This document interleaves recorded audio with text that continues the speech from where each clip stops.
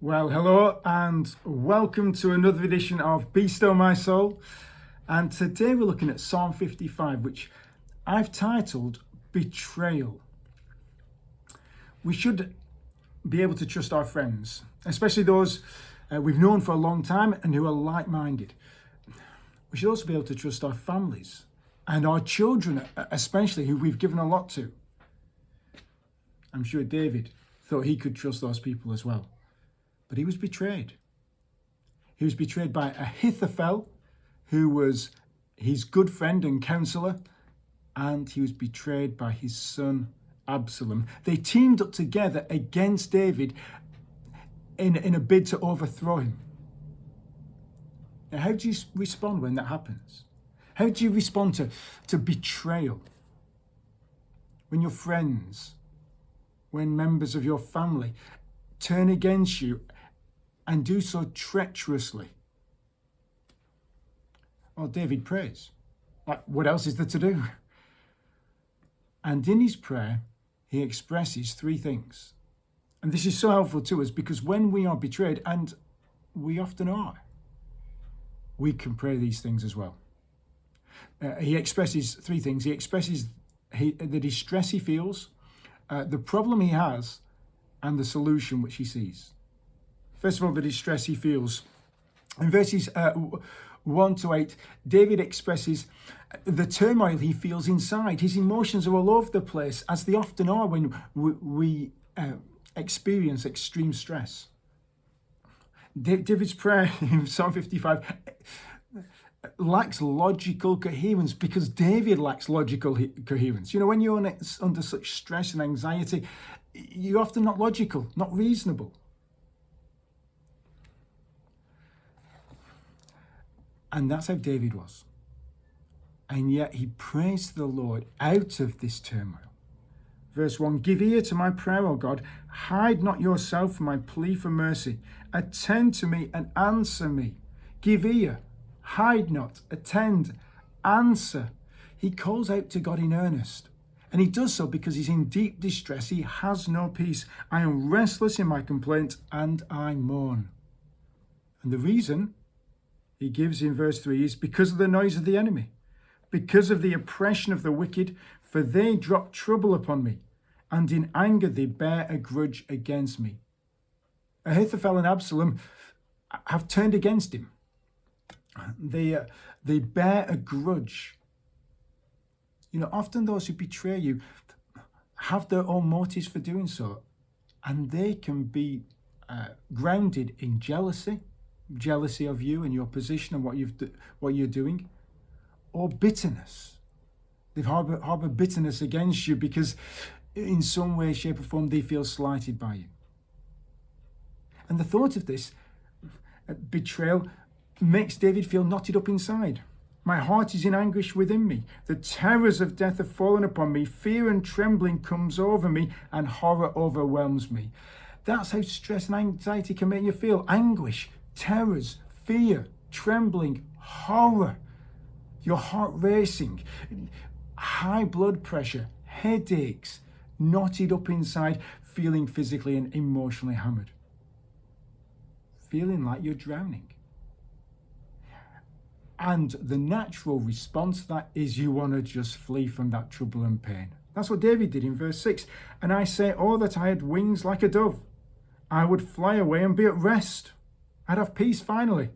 Yes, I would wander far away. I would lodge in the wilderness somewhere remote where there isn't anybody. I would hurry to find a shelter from the raging wind and tempest.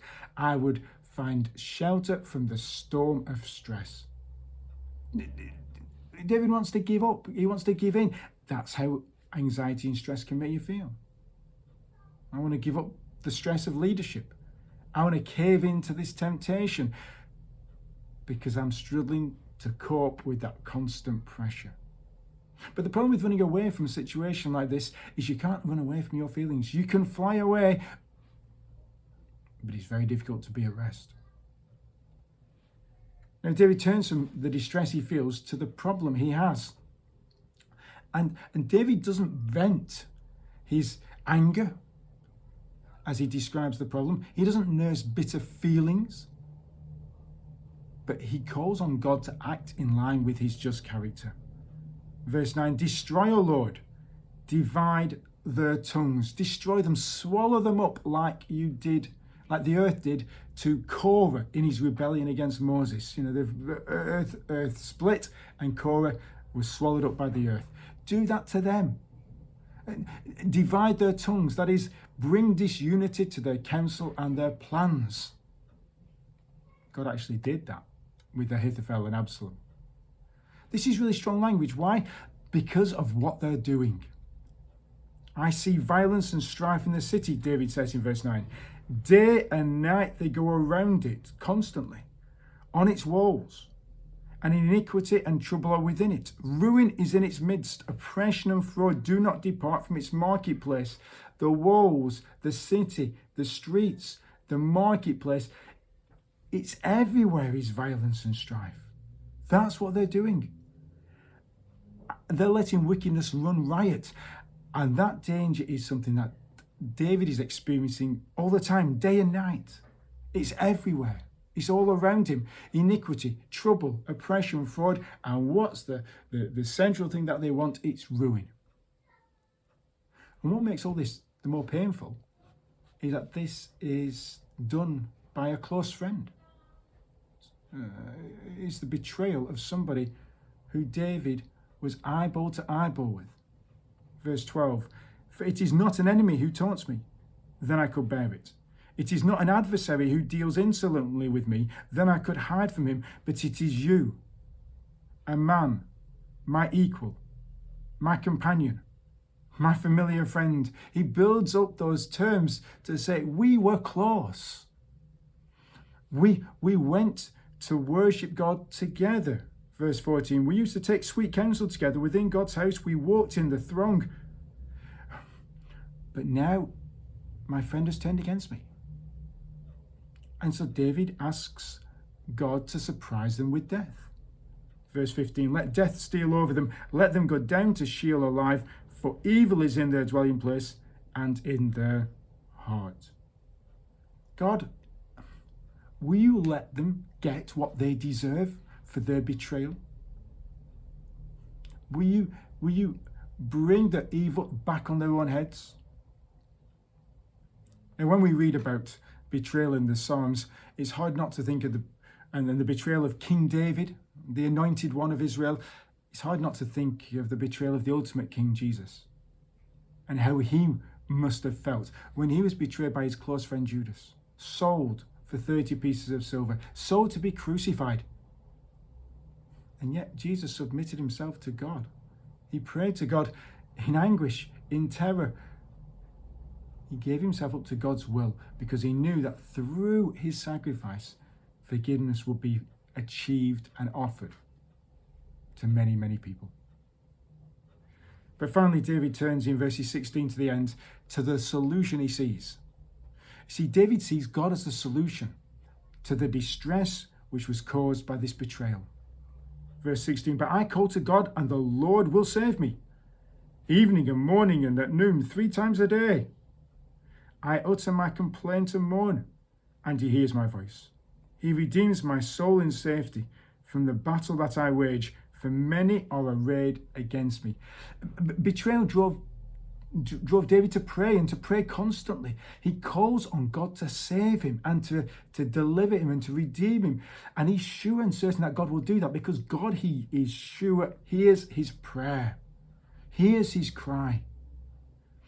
And one reason he's sure that God will answer is because God is the judge and the just judge of the world. Verse 19, God will give ear and humble them. He who is enthroned from of old, because they do not change and do not fear God. He knows that God is just and that God is the judge of the universe who rules and reigns. And God will bring, he's sure, God will bring all unrepentant sinners who trouble his people to the place of judgment. And these are awful sinners. In verses 20 to 21, we have an awful description of treachery. My companion stretched out his hand against his friends. He violated his covenant. His speech was smooth as butter, yet war was in his heart. His words were softer than oil, yet they were drawn swords. It's almost like David is letting God know this is their character. This is why your judgment on them is just. Because although they made promises to me as their king, they broke them. And they stabbed me in the back. Though they gave assurances of loyalty, they hated me. Although their words were kind, they were merely weapons to prepare their attack against me. And so in response to such treacherous circumstances, David turns to God's people and calls on them to trust in God. He says in verse 22, cast your burden on the Lord, your difficult circumstances, cast it on God, and he will sustain you. He will either deliver you from the circumstances or sustain you in the middle of them. He will never permit the righteous to be moved. Keep your eyes on Jesus Christ, submit to God's will, and God will see you through. And God will deal with those who betray you. But you, O God, will cast them down into the pit of destruction. Men of blood and treachery shall not live out half their days. But I, David says, will trust in you. God will deal with those who betray you. He has the matter in hand. You know, if you are living to kill or betray other people, you will not live long. God will deal with you, just as he dealt with Judas. And yet, being honest, there is a bit of Judas in all of us. Because all of us by nature want to betray God and betray Jesus Christ. Yet if we repent, there is hope, because God forgives even his enemies who repent, because he loves to show mercy, he loves to show forgiveness. He loves to bring his enemies into relationship with himself and make them his people once again.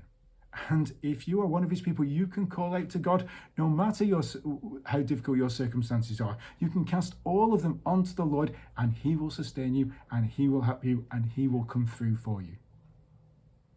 That is the hope we have in the midst of betrayal. Thank you so much for tuning in. Till next week, God bless.